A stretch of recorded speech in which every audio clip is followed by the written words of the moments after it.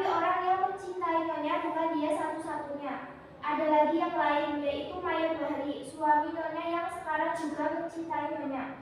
Kemudian, Kapten Anwar dijatuhi hukuman mati oleh pengadilan Medan Perang. Yang menjadi ketua pengadilan itu adalah Mayor Bahri, suami Nyonya. Saya ingin mengajukan beberapa pertanyaan, harap Nyonya jawab dengan jujur dan tunjukkan pada majelis hakim. Sudah berapa tahun Nyonya berumah tangga dengan saudara Bahri? Lebih dari 30 tahun. Waktu yang cukup panjang untuk mengenali pribadi seseorang. Berdasarkan pengetahuan Nyonya, apakah mungkin saudara Bahri menjatuhkan hukuman pada sahabat karibnya Anwar dengan maksud membunuhnya supaya dapat mengawini Nyonya? Tolong Nyonya jawab dengan sejujur-jujurnya. Cobalah Nyonya renungkan. Saya tidak perlu merenungkannya. Saya kenal sifat suami saya. Suami saya seorang pejuang, seorang prajurit yang setia. Tidak, dia bukan pembunuh. Tolong sampaikan lebih jelas pada majelis hakim. Suami saya tidak membunuh Anwar karena ingin kawin dengan saya. Terima kasih Nyonya. Untuk sementara sekian dulu yang mulia. Saudara penuntut umum, giliran saudara. Nyonya Murni, apakah Nyonya seorang yang dapat dipercaya? Ataukah Nyonya berkata begitu hanya sekedar mimpi memamerkan kesetiaan pada suami yang sebetulnya sama sekali tidak Nyonya miliki? Yang mulia, saya keberatan terhadap ucapan saudara penuntut umum. Di sini yang diadili adalah saudara Bahri, bukan Nyonya Murni. Maaf yang mulia, saudara pembela terlalu terburu nafsu. Saya belum selesai berbicara. Saya tidak mengadili. Saya hanya membuat suatu simpulan. Teruskan saudara penuntut umum. Setelah saudara meninggal, berapa lama kemudian Nyonya menikah dengan saudara Bahri? Ayolah Nyonya Murni, menurut keterangan yang kami peroleh, Nyonya sangat cinta pada saudara Anwar. Apa betul? Begitu cinta padanya hingga lamaran saudara Bahri yang pangkatnya lebih tinggi dari saudara Anwar, Nyonya tolak. Saya tidak tahu pasti, biarpun kepastian ini tidak penting. Dalam bermesraan dengan saudara Anwar, tidak akan begitu aneh jika Nyonya dan saudara Anwar bersimpati untuk hidup semati itu biasa. Memang begitu biasanya anak muda yang sedang bercinta. Lalu dia meninggal. Berapa bulan kemudian Nyonya menikah dengan saudara Bahri? 2 bulan. Keras sedikit. 2 bulan. 2 bulan? Hebat sekali kesetiaan Nyonya pada saudara Anwar. Belum lagi jasadnya membusuk dalam kubur. Nyonya sudah berpaling dengan lelaki lain saingannya. Perempuan apa Nyonya sebetulnya? Perempuan pengobrol cinta yang pindah dengan mudah dari lelaki yang satu ke lelaki yang lain? Penjual mulut manis, pendusta, atau pembohong? Saya keberatan atas pertanyaan-pertanyaan saudara penuntut umum. Yang saya kemukakan bukan simpulan. Kalau boleh bertanya pada saudara pembela terhormat, simpulan apa yang akan ia ambil dari pernyataan-pernyataan ini? Cara saudara mengajukan pertanyaan memojokkan Nyonya Murni. Saya tidak memojokkan siapa-siapa. Itu adalah prasangka Anda. Saudara bicara oleh hakim. Maaf yang mulia. Saudara penuntut umum, teruskan. Untuk sementara sekian dulu yang mulia. Saudara pembela, silakan.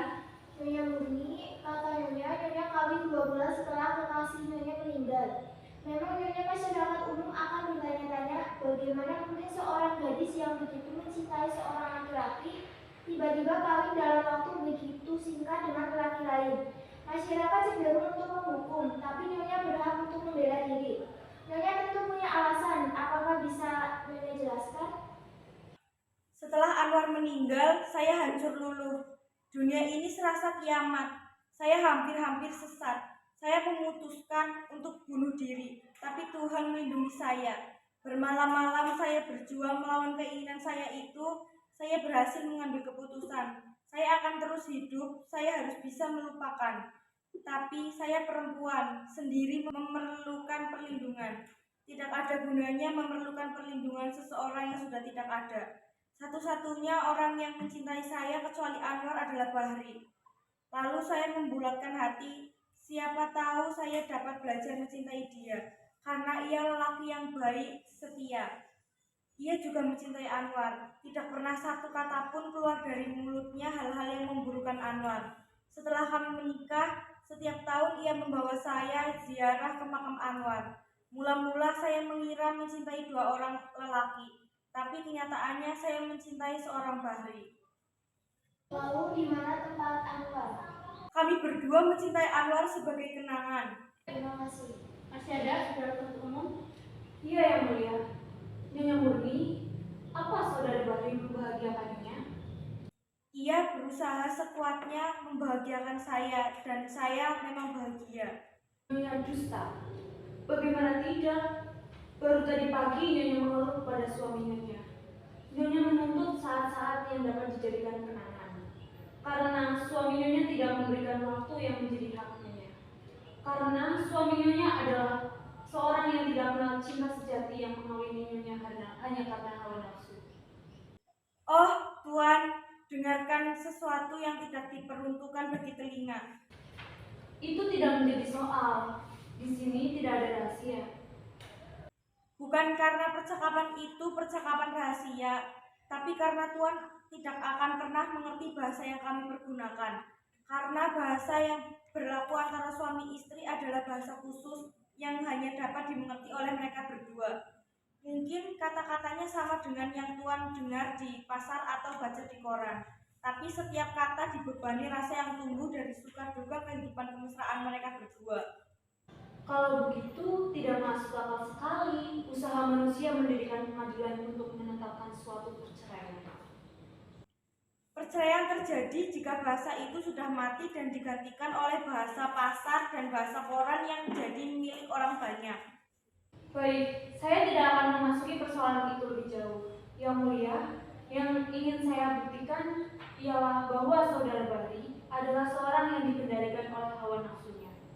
Nyonya, waktu saudara Bahri melamar Nyonya dan Nyonya menolak lamarannya, apa kata-kata yang diucapkan oleh saudara Bahri? Saya mengerti kekecewaannya. Apa yang dia ucapkan tidak penting. Penting atau tidak penting adalah urusan majelis hakim. Apa katanya?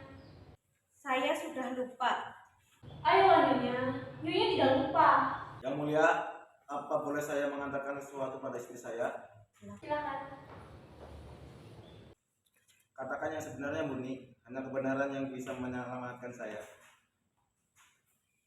Ia berkata, sekarang soalnya sudah jelas. Apa yang menjadi niat waktu tertuduh menjatuhkan hukuman mati sudah jelas. Ia ingin membunuh saksi yang merupakan saingan baginya. Bapak Hakim yang mulia, apakah boleh saya mengajukan sebuah barang bukti? Saya kira tidak perlu lagi. Yang mulia, apapun keputusan yang akan dijatuhkan oleh Yang Mulia, satu hal yang harus pasti. Keputusan itu harus berdasarkan kebenaran tersebut. Dunia sudah terlalu syarat dalam segala macam prasangka. Baik, silakan. Surat ini ditulis pada malam setelah tertuduh menyampaikan lamarannya pada saudara Murni. Surat ini kemudian dikirimkan pada Murni dengan bantuan seorang prajurit. Tapi prajurit itu terbunuh dan surat ini tidak sampai ke tangan Murni. Surat itu ada pada saya. Saya minta supaya Yang Mulia sudi membacakannya.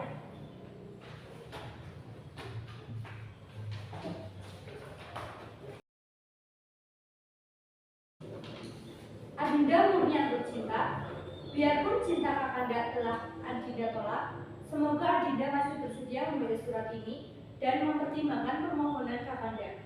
Kakanda minta maaf atas ucapan Kakanda lontarkan di hadapan Adinda.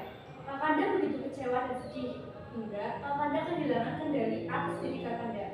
Lalu Kakanda berkata, kalau begitu tidak ada jalan lain. Salah satu di antara kami hanya saya atau Anwar yang harus mati. Kakanda menyesal sedalam-dalamnya atas ucapan itu. Kakanda malu. Kakanda kini ingin berbicara dari lubuk hati Kakanda. Adinda bebas menentukan pilihan. Jika Kakanda memutuskan untuk memilih Anwar, maka Kakanda akan mengucapkan syukur dan berdoa kepada Tuhan supaya kalian bahagia. Anwar adalah sahabat Kakanda. Kalau dia bahagia, maka Kakanda juga bahagia. Salam Kakanda, Saiful Bahri. Terima kasih Yang Mulia, saya tidak akan mengajukan pertanyaan lagi. Saudara penuntut umum,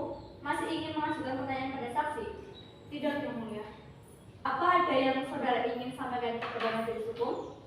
Ada sedikit yang mulia, sebuah perbuatan ditentukan oleh niat pelakunya. Dari pemeriksaan yang dilakukan, sudah cukup jelas niat apa yang tersembunyi di balik hukuman yang dijatuhkan oleh tertuduh.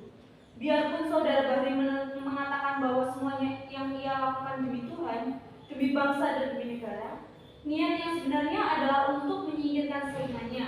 Dengan demikian, dia bukan orang yang melakukan tugas, tapi ia harus dinyatakan seorang pembunuh. Terima kasih. Saudara pembela, saudara, saya persilakan untuk menyampaikan pembelaan saudara yang terakhir kepada majelis hakim. Majelis Hakim yang mulia, kini sampailah pada akhir tugas saya, yaitu membantu dengan sekuat tenaga menegakkan kebenaran dan mengembalikan hak kepada yang benar. Perbuatan seorang dinilai menurut nilai pelakunya, tapi siapakah yang dapat mengetahui niat seseorang? Dan jika toh dapat kita ketahui, maka kita akan menilainya menurut keterbatasan pribadi kita juga. Oleh karena itu, majelis hakim yang mulia, satu-satunya yang dapat menghakimi adalah pelaku itu sendiri. Tapi ini hanya akan terjadi jika hati sanubari orang tersebut masih berfungsi sebagaimana mestinya. Jika suara hati masih bisa membedakan yang benar dan yang salah. Yang terbukti dalam mahkamah ini tidak apa-apa, kecuali bahwa saudara Saiful Bahri yang sekarang ini dihadapkan sebagai tertuduh adalah seorang yang jujur, rendah hati, percaya pada Tuhan, dan seseorang yang memiliki tanggung jawab sepenuhnya atas semua perbuatannya. Oleh karena itulah, pada tempatnya jika keputusan pengadilan ini dikembalikan pada hati sanubarinya sendiri. Saya yakin majelis hakim yang mulia akan mempertimbangkan ini. Terima kasih. Majelis hakim akan mengundurkan diri untuk bermusyawarah dan mengambil keputusan.